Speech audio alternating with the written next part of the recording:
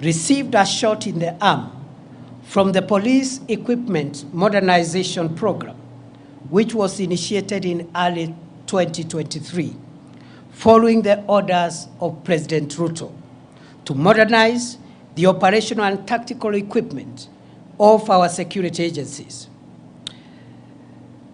The 37 billion shilling 5-year program is underway, with 7.6 billion shillings already spent to acquire armored personnel carriers, mine-resistant, ambush-protected vehicles, personal protection equipment for the police, as well as sophisticated weaponry to provide enough firepower to protect our nation. Fellow Kenyans, by September 2022, our country's infrastructure for the production and supply of Kenyan passports had completely collapsed owing to the breakdown of printing equipment, huge supplier debts, and chronic corruption cartels that took advantage of the situation to extort money from desperate applicants. After many months of reorganizing and financing arrangements, as well as personnel deployment at the Immigration Department, I am proud to report that as I leave the ministry, the government has been able to acquire modern printers and all the pending supplier debts have been paid. The passport production and delivery waiting period has been reduced from more than 12 months in 2022 to 7 days at present. The backlog of 724,000 passports has been cleared, and the challenge now is to expedite the delivery process to clear the 85,000 uncollected passports that are ready. As I leave the reins of the ministry, I am proud to report that the corruption cartels of staff and members of the public that used to harass passport applicants have been dismantled, and 17 ringleaders, including immigration officers, are facing ongoing criminal prosecution. As I exit, I am convinced beyond doubt that the milestone of reducing the waiting period from the current 7 days to 3 days by the close of this year remain feasible. In the days ahead, we must confront and succeed in reforming the institutions of our national security. At the orders of President Ruto and in compliance with the Kenya Kwanza Manifesto, the process of reimagining and refashioning Kenya's security institutions began in earnest on 21st December 2022, when the Presidential Task Force on Reforms of the National Police Service, the Kenya Prison Service, and the National Youth Service was established. While the work of the task force took longer than expected due to the expansive terms of reference, its final report has already been presented to the President. And one of the last actions I took before I left the ministry was to gazette the National Steering Committee under the leadership of the Principal Secretary for Internal Security, with a mandate to ensure full realization and implementation of the groundbreaking proposals for reforming our police, prisons, and youth services to align them with the dictates of our progressive 2010 Constitution and the vision of underwriting the national ideal of securing Kenya from long-term internal and external security threats. Fellow Kenyans, throughout my tenure in office, I have benefited from direct support and encouragement of President Ruto. I thank him for giving me the privilege to serve my country as the Interior Minister for an uninterrupted 2 years. I am most grateful to the principal secretaries and officers of all ranks within the State Departments and other agencies that fall under the Ministry of Interior for great teamwork, support, and encouragement. To our security officers, especially those assigned the sensitive duty of protecting the country from terror, banditry, and other organized crimes, I salute you all for your selfless and patriotic service to our country. I send warm greetings and best wishes to all officers, especially those in far-flung forward operating bases, our officers in the multinational security support mission in Haiti, as well as the ranks of the National Government Administration Officer System, the NGAO system, with whom I have developed close and cordial working relationships during the past 2 years. I pray that my successor will build on the gains we made and will succeed to roll back the emerging reports of mysterious disappearances, abductions, and femicide. Goodbye, and God bless Kenya and protect our dear country, our homeland, the Republic of Kenya. May we remain one nation of one people, united by our emblems, the map, the flag, and the national anthem of Kenya. Thank you.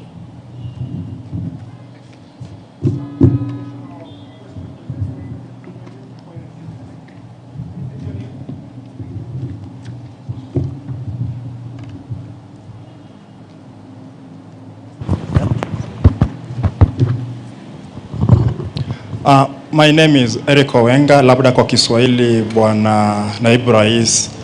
What do you speak of about your legacy in terms of abductions and extrajudicial killings that were rampant during your reign as the Cabinet Secretary of Interior for the past 2 years? Because Kenyans, some of the questions have not been answered in regard to the same. Can you exhaustively speak about it? Thank you.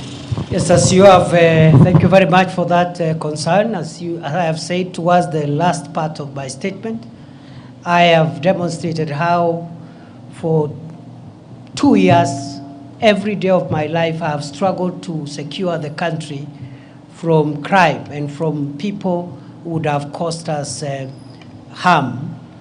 And I have told my journey, the places I've been and what has took me there, the work I did in immigration and other places.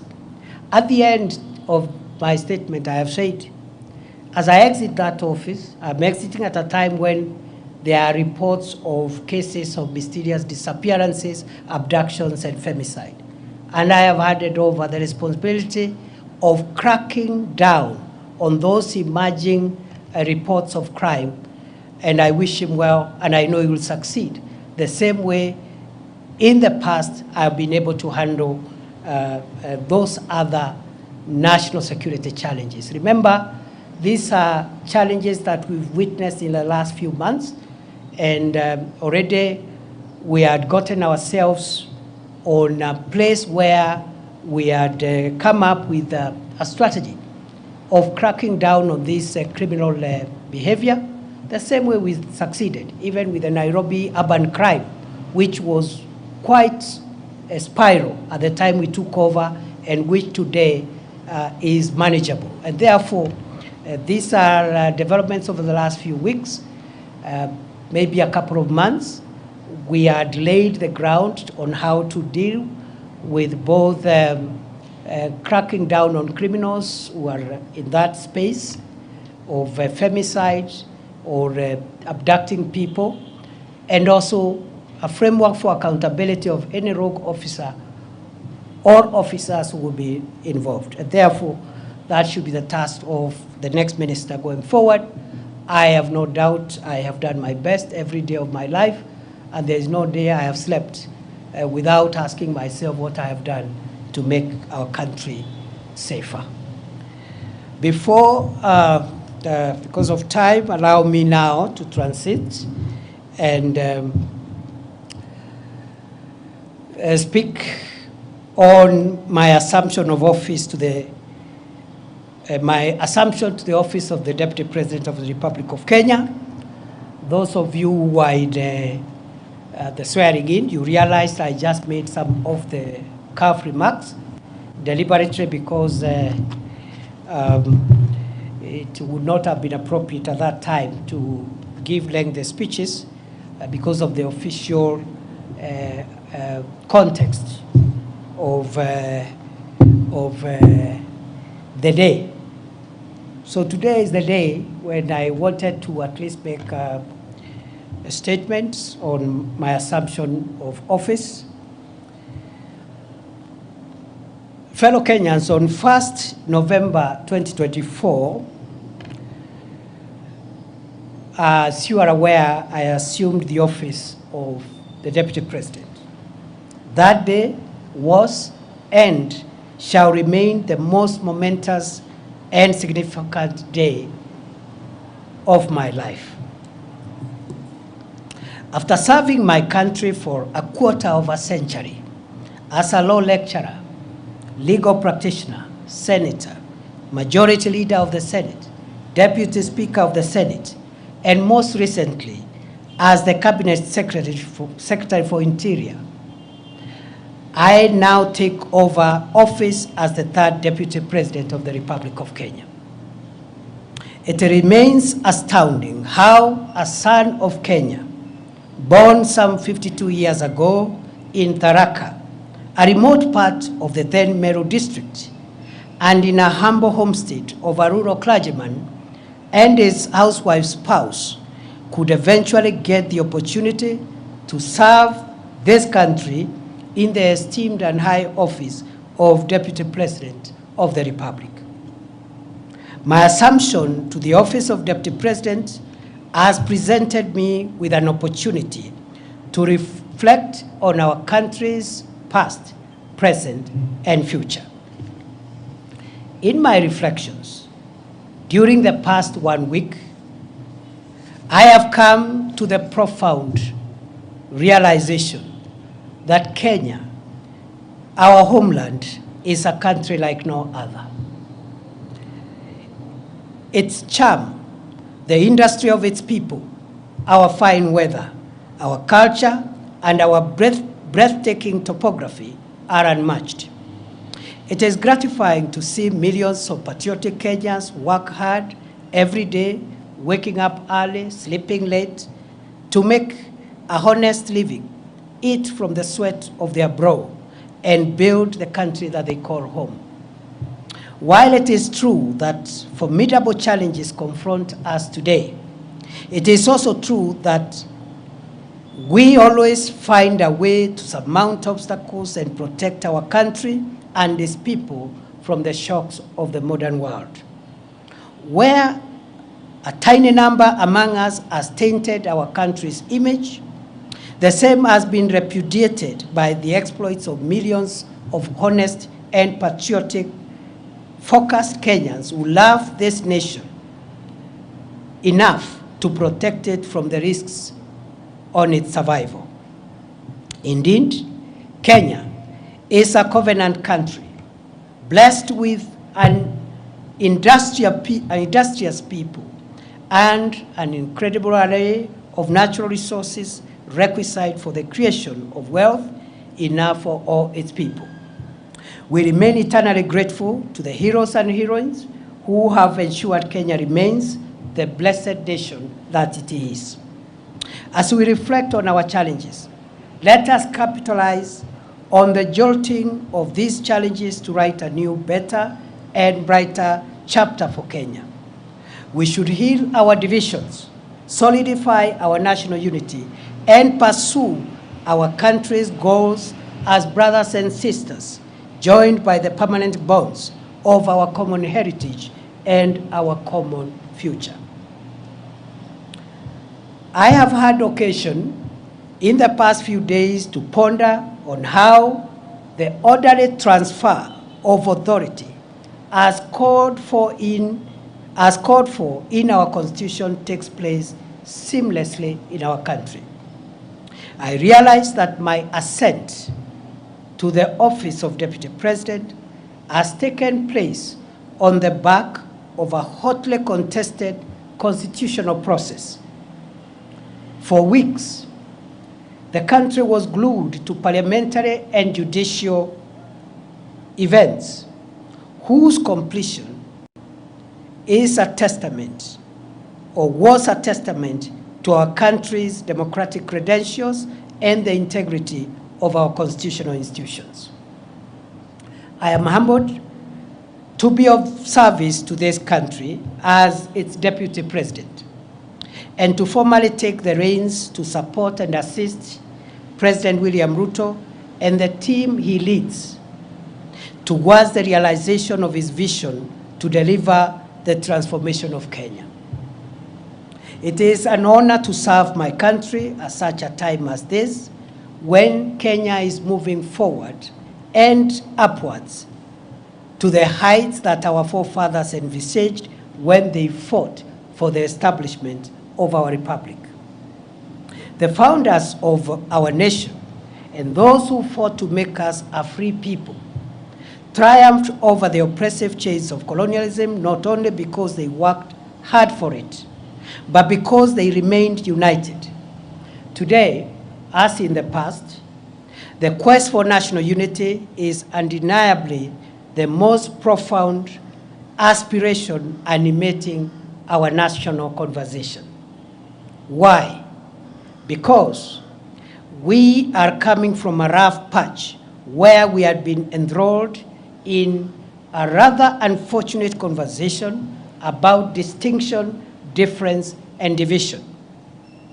At a time when the country desperately requires a rallying call to pull together to steer our nation to greatness during these challenging times. Kotarer Somoei, Dedan Kimathi, Mekatilili Wamenza, and later Jomo Kenyatta, Ronan Gala, Oginga Odinga, Masinde Muliro, and many others worked hard to set free the whole of Kenya, not parts of Kenya where they were born or raised. They refused to see themselves as liberators of their places of birth, choosing instead to consider themselves as brothers and sisters connected by the common past of their ancestry and the shared future of the generations that would come after them. We learn from these gallant sons and daughters of Kenya that for us to defend our freedom, sovereignty, territorial integrity, and economic transformation, for us to overcome inequality, poverty, and the need in our midst, we must harness and aggregate the collective daily struggles of ordinary Kenyans for our common good. For the aspiration of forging a united Kenya to materialize, we must accept each other, recognize our equality, accept that diversity and difference among us are for building rather than destroying us. A united nation is better equipped to deal with the challenges and overcome the obstacles we face in an increasingly complex, unpredictable, and insecure world. Kenya's viability is guaranteed only if its diverse components and segments converge in pursuit of common ideals, notwithstanding our linguistic, ethnic, religious, or political orientations. As I assume the functions of the esteemed office of the Deputy President of Kenya, I pledge to support and assist President Ruto to canvass, defend, and accelerate national unity, but also to canvass, defend, and accelerate the implementation of the bottom-up economic transformation agenda on which his administration was elected 2 years ago.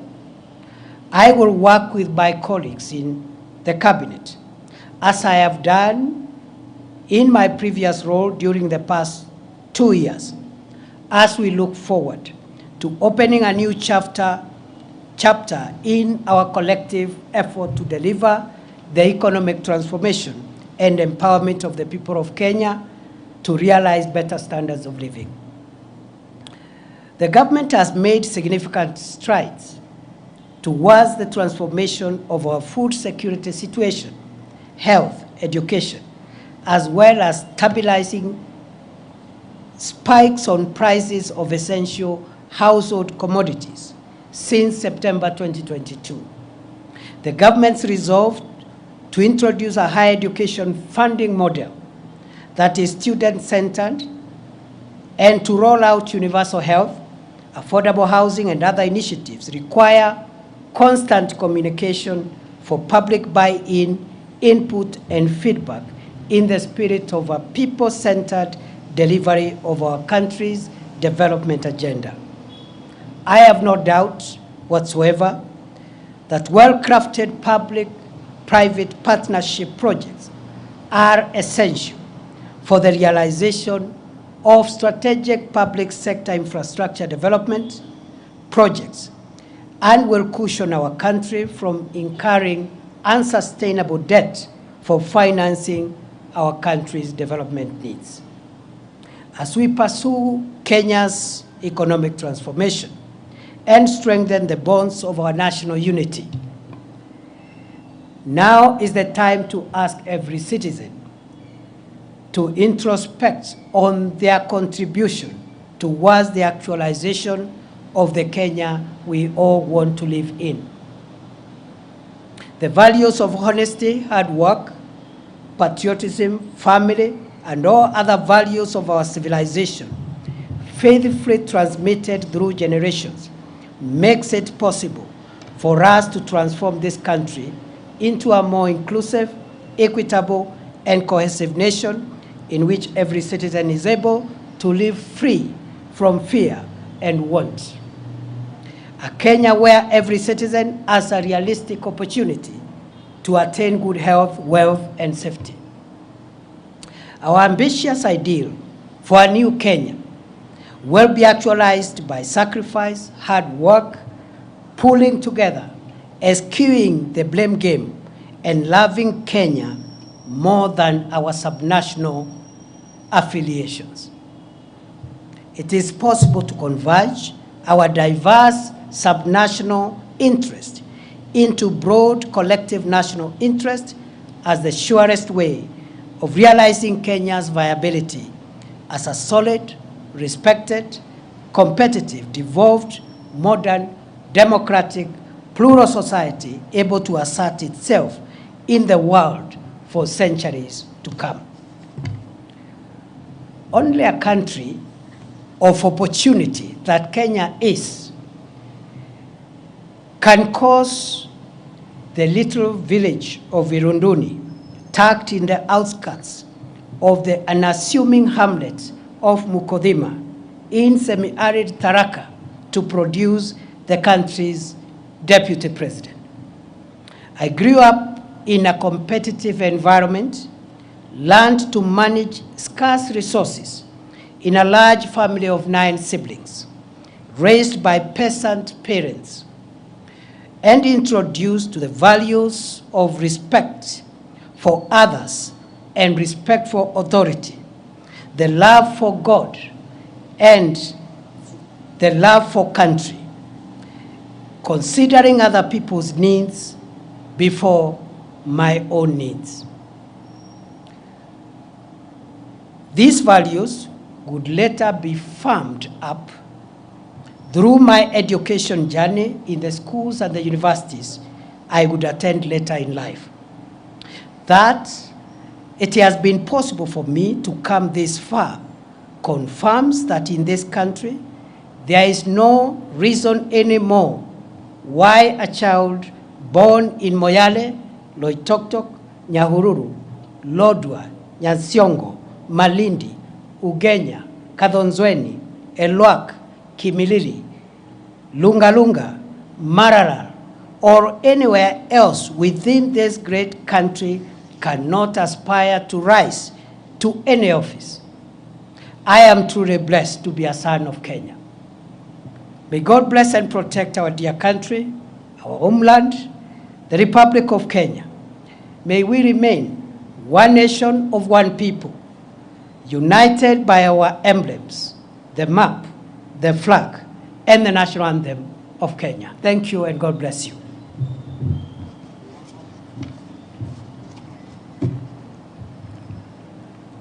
I'll take maximum 2, please. Thank you, Excellency. My name is Melita Oletenges for Citizen TV. My question is, you are stepping into this new role at a time when counties have not had a disbursement of funds for about 4 months, and it is causing a cash crunch there. And now that you're going to also be the chair of IBEC, how do you tend to accelerate this and ensure that services in the counties roll as they should be? Kyo? My name is Sydney Chazima. My question goes to what you've mentioned about national interests. And recently, while performing your duties as the Deputy President, you spoke before the judiciary at the 12 years anniversary for the Supreme Court. And you mentioned that there need to be a place where the courts consider the national interest as opposed to the public interest. Someone may misconstrue this as the executive trying to exert its pressure on the courts. What would you make of this? Thank you. Those are very good questions. I would like to respond to them as follows. It is true there is a bit of cash disbursement delay for counties, which is unfortunate. But I think the context for that situation is that this country in the last 2 years have come from a very difficult macroeconomic situation. And it has taken 2 years of hard work under the leadership of President William Ruto to tackle the macroeconomic stability of the country, stabilize the shilling, stabilize essential food prices of essential commodities, including fuel, and so forth and so on. For the first time this month, inflation is at 2.7%, the lowest in 17 years. The last time the inflation was at that level was in 2007, just before the post-election election violence, at the peak of President Kibaki's best economic situation. And therefore, the heavy lifting that the country has had to do is now behind us. We can only do better. I am going to convene as soon as possible a consultative forum under the auspices of IBEC, and I believe the short-term issue around disbursements should be tackled in a more sustainable manner, so that we don't just release what is outstanding, but we find mechanisms of ensuring that we don't have similar delays in the days ahead. So that is something that I'm seized of. Just the way we have tackled other issues and economic challenges, we're going to tackle the disbursement to counties promptly, and that is what the Constitution requires, that the national government must ensure that counties receive their funds within the required time. Secondly and lastly, I've been asked to comment about the comments I made at the Judges Conference. And at the Judges Conference, I said, first and foremost, that conference was not a meeting between the executive and the judiciary. It was a conference for the court to introspect and reflect on how the judiciary has performed, especially the Supreme Court, in shaping the jurisprudence of our country and interpreting our Constitution. And therefore, it was an opportunity to look at the successes, the challenges, what has been done correctly, and what perhaps needs to be relooked. It's in that context that I gave the views from where I sit, based on my legal background. I made the remark that I believe the Supreme Court of Kenya has done a fantastic job. in interpreting the Constitution. For 12 years, what the Supreme Court of the Republic of Kenya has done is equivalent to what some Supreme Courts have done in 50 years. So we are very proud that our institutions are not only efficient, but they are on a trajectory of fast maturity. At that point, because it was a moment for introspection, I said, the jurisprudence that the court has given us about public interest is very refreshing and welcome. And then I remarked, going forward, as the Supreme Court consolidates its own jurisprudence and enhances it, perfects it, it is worth reflecting, even beyond public interest, whether our Constitution allows our Constitution allows the court to distill existential values of the state. And I told at the meeting that those existential values are found in two places.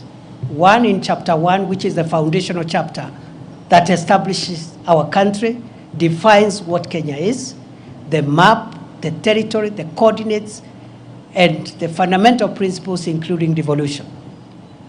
And then chapter 14 on national security.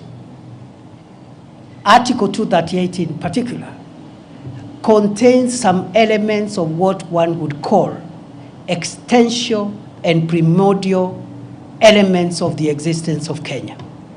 That Article 238 says that there are certain core interests of Kenya that must be protected.